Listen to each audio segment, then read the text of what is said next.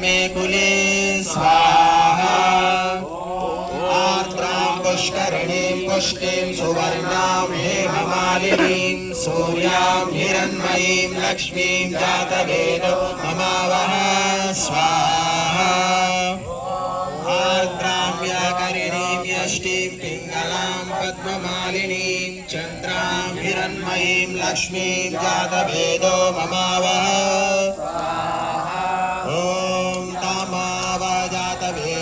लक्ष्मीमनपगामिनीं यस्यां हिरण्यं प्रभूतं गावो दास्योश्वा विन्देयं पुरुषाणम् ॐ यः शुचिः प्रयतो भूत्वा जुह्यादाज्यमन्वहं श्रियः पञ्चदशर्षं च सीतामा सततं जपेत् स्वाहा इदं लक्ष्मी इदं नमः शान्ता पृथिवी शान्तमुदकुर्वन्तरिक्षं शान्तावुदन्वतीरापः शान्ताना सङ्कोषधीः स्वाहा शान्तानि पूर्वरूपाणि शान्तं नोऽस्तु कृताकृतं शान्तं भूतं च भव्यं च सर्वमेव शमस्तु नः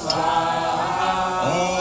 इयं या परमेश्वरी वाग्देवी ब्रह्म संशिता ययैव सश्रुते घोरं तयैव शान्तिरस्तु नः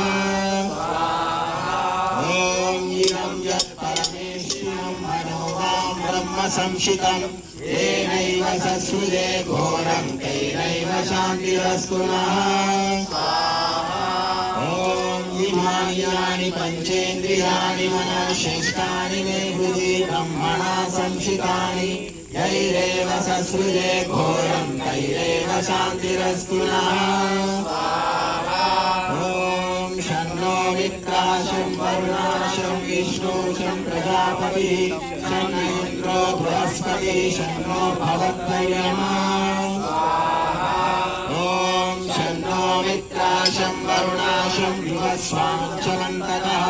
उत्पादाः पार्थिवान्तरिक्षाः शन्नो दिवितराग्राः ॐ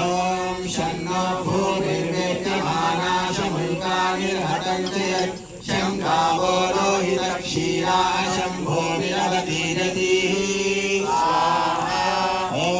नक्षत्रमुल्काभिरतं शमस्तु नः शन्नो विचाराः शं चन्द्रवृत्याः शन्नो विघाता वैगाः शमुल्कादेशोपसर्गाः शन्नो भवन्तु